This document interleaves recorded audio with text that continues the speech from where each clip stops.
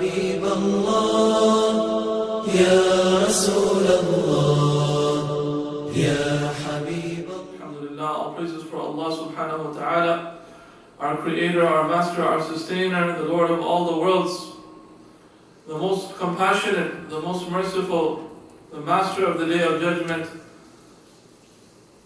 Alhamdulillah, we praise Allah, we thank Allah subhanahu wa ta'ala for all His blessings, both inwardly and outwardly. And we ask Allah subhanahu wa ta'ala to shower His peace and blessings upon the greatest favor that He sent to humanity and the greatest mercy that He created, our beloved Prophet Muhammad sallallahu alayhi wa sallam, rahmatul lil alameen, the mercy for all the worlds, shafi' al-mudhnibeen, the intercessor for the sinners, wa khatim al-anbiya wal-mursaleen, and He is the seal and the final messenger and prophet, wa qa'id al-ghurr al-muhajjalin ila jannat al-na'im, and He is the leader of the people who have shining limbs on the day of judgment. The shining limbs are from the wudu of the mu'mineen, the believers who make wudu on the day of judgment. The sign of that wudu will be that their limbs will be shining, and the Prophet ﷺ will lead these people with shining limbs, and he is the leader of these people, the leader of the Muslims, and he will lead them to Jannat al-Na'im, he will lead them to paradise, subhanAllah. We ask Allah subhanahu wa ta'ala to shower His blessings and peace also upon His family, His pure family, His companions, His pure wives who are our mothers, the mothers of the believers. And we ask Allah to bless and send peace upon every single person who follows the Prophet ﷺ in excellence until the day of judgment. Ameen ya Rabbal Alameen. Alhamdulillah, Allah subhanahu wa ta'ala has guided us to this blessed day of Jum'ah, this blessed day of Eid, which is a celebration for the mu'mineen and mu'minat. It is a day of joy because the Jum'ah is a special day where the blessings of Allah subhanahu wa ta'ala and His mercies and His bounties descend, and they do not descend like this on other days. This is why the Prophet ﷺ specifically pointed out the Laylatul Jum'ah, that the Laylatul Jum'ah, the Thursday night or the night before Jum'ah is a very special night. And the day of Jum'ah is a very special day. So subhanAllah, the greatest night throughout the week is the night of Jum'ah, and the greatest day throughout the week is the day of Jum'ah. Alhamdulillah. So we thank Allah subhanahu wa ta'ala for allowing us to reach a Jum'ah. The Prophet ﷺ said that as-salawatul khams, that the 5 daily prayers, وَالْجُمْعَةُ إِلَى الْجُمْعَةِ, and from one Jum'ah to another Jum'ah, وَرَمَضَانُ إِلَى رَمَضَانِ, and from one Ramadan to another Ramadan, مُكَفِّرَاتٌ لِمَا بَيْنَهُنَّ إِذَا اجْتُنِبَتِ الْكَبَائِرِ. The Prophet ﷺ said, if you perform your 5 daily prayers, and if you come from one Jum'ah, you perform one Jum'ah, you perform another Jum'ah following it.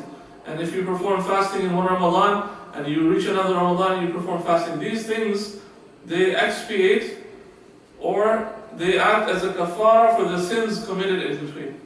So any minor sins in between these things, they're forgiven by Allah subhanahu wa ta'ala.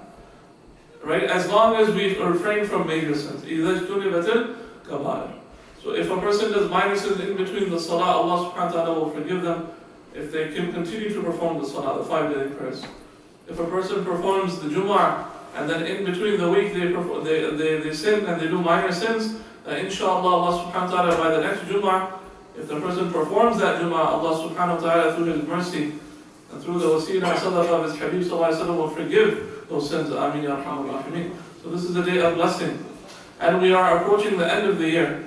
Right, the khatam of this year, this blessed year, 1438 Hijri, it has been 1,438 years since the blessed migration of Rasulullah sallallahu alaihi wasallam from Makkah al-Mukarramah to al-Madinah al-Munawwara, and through his blessed qudum, his blessed feet and his blessed steps, the land of Yathrib, which was a land of diseases, which was a land of sickness, it became Medina al-Munawwara. Subhanallah. It became the city, the illuminated city.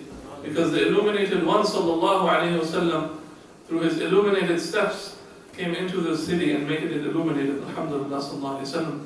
And his companions migrated with him, sallallahu alayhi wasallam, like Sayyidina Abu Bakr as-Siddiq radiallahu anhu.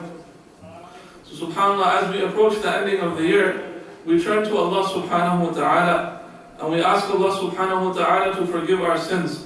And we ask Allah subhanahu wa ta'ala that He bestows upon us tawbatan nasuha, that Allah subhanahu wa ta'ala bestows upon us a sincere repentance.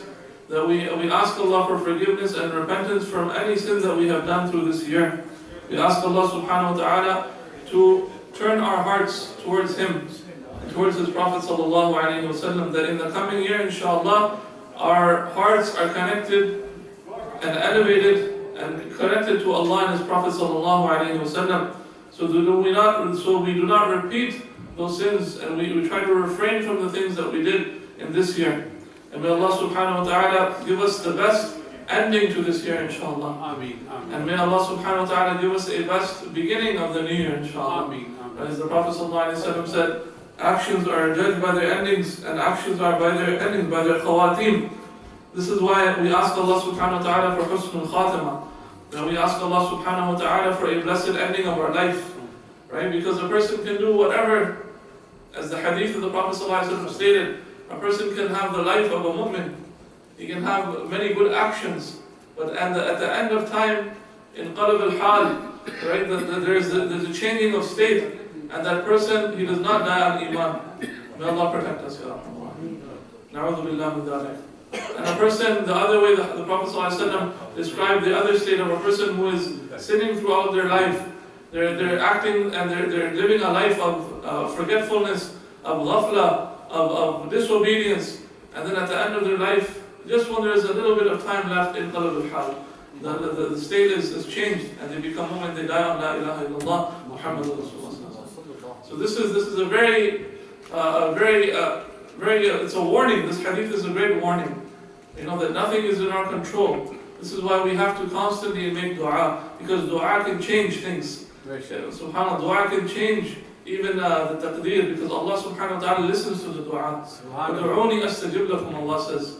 Make dua to me, supplicate to me, and I will answer you. This is why we should say, Ya Allah biha, Ya Allah biha, Ya Allah. Ya Habib Allah, Ya Rasul Allah, Ya Habib Allah, Ya Rasul Allah. هذا الرسول إذا يبسم